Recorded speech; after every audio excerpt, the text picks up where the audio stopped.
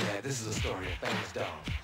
66 and 7 when I realized that rock and roll and the pop market was into blues, Eric Clapton and all those guys. I realized, I said, I know this music. This is like blues.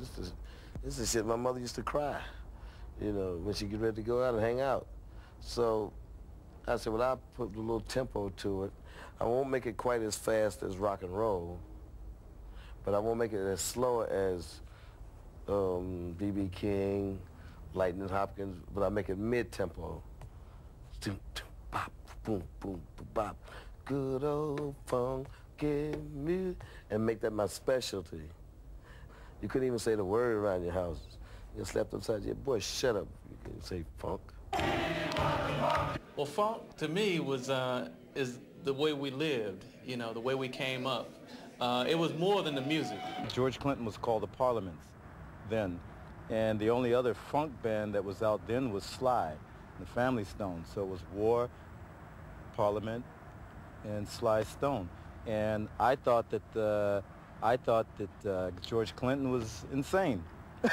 Everything he did was insane, but I liked it, you know. And but of course I thought Little Richie was insane too, or Howlin' Wolf, you know. Well, we even changed the Temptation when they did.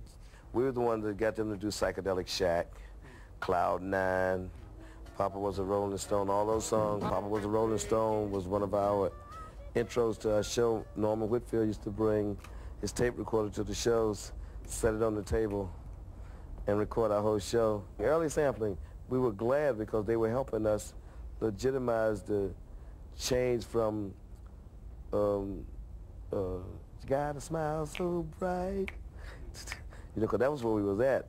By them sampling it, Norman, Stevie, Marvin, and using our musicians, it helped us to find out the new move.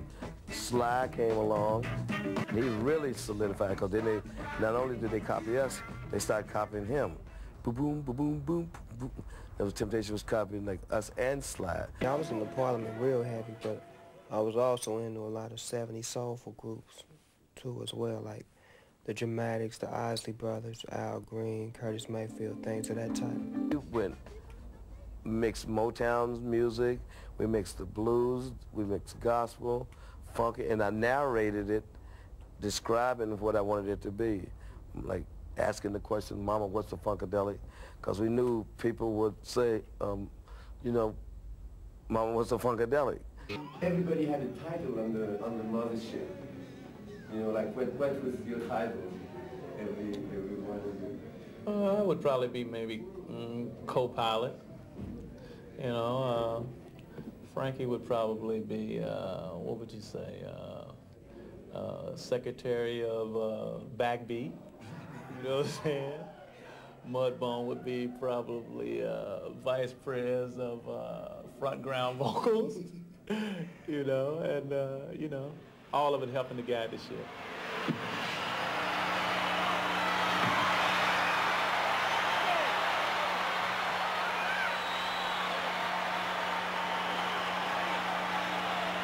How did you have the idea of like the space and how did that came to you? Why? Two things. We saw Beatles, we saw that in '67. We saw Sgt. Pepper, which to me was like a opera, and The Who, who did Tommy. So I wanted to do a funk opera. After we did Chocolate City, it was real. Black was real commercial if you could situate it in a setting where nobody perceived blacks to be. You know, like Chocolate City, the White House, James Brown, you know, Stevie Wonder, Aretha Franklin. And once that one worked, I said, well, let me go somewhere else where they don't perceive blacks, and that's in outer space. You saw all the sci-fi movies, but you never saw but one Uhura, the lady in Star Trek. She was like the only black person in space. And so I got a spaceship and I leaned on it like it's a Cadillac.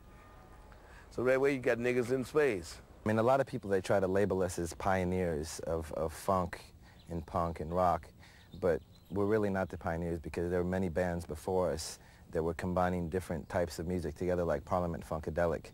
I mean, here was a band in the 60s and the 70s who were taking, you know, hardcore funk and putting it together with this beautiful, sentimental, emotional rock and roll. And they did this combination. I think the only thing that we added to it, and Miles Davis did it, and people have been doing it for years, putting together different types of music. After we started, remember on our first tour, people started coming up to me and going, wow, you know, you must be really be into Funkadelic and the meters and shit. And I'd be like, well, I guess, but I don't really know. And people started giving me tapes, and I started hearing all this Funkadelic. And especially like the early Funkadelic, where it's real hard guitars and stuff, was something I could really relate to. And it was just such an amazing thing. The thing is that, you know, we were these little punk rock knuckleheads from Hollywood who felt the funk and got inspired by the funk. And so it was just kind of, you know, Hollywood punk rockers playing funk music. It made a hybrid of music that the people kind of embraced slowly but surely. The LSD, like I said, it was share. You want to share a tab, you want to share a joint, you want to share a blunt. It was all with a kind of love. I got scared of drugs when Woodstock came in. It was like, want to buy, because then it's like shoot you, rob you, take your money. That's the danger in drugs. More people die from drug-related things. In the, say, the last 10 years, they had all these drug wars, and for the billions of dollars they spent on it, if you thought about it, most people died from guns. Very few people died from ODs, even though I wouldn't want to do crack no more, and I've done it, you know. But I don't know nobody that died from it. I really don't. And that's like, I had to think, wow, how did they suck us out to all of this money with this hype? And that's what it is, basically hype.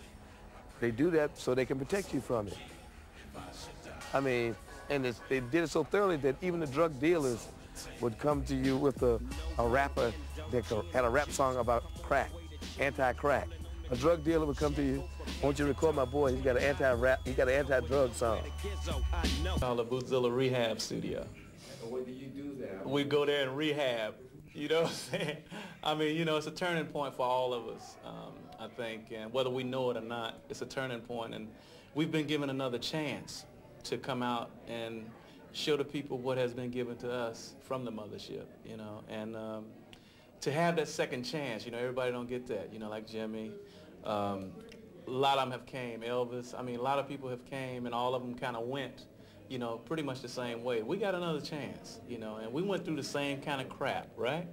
Same kind of crap. I mean, the ups and downs. Some of us still go through the same stuff. But we're now trying to rehab ourselves, you know, and it's pretty much Bone called it out. He said, yeah, man, this studio feel like a rehab center, right? Right?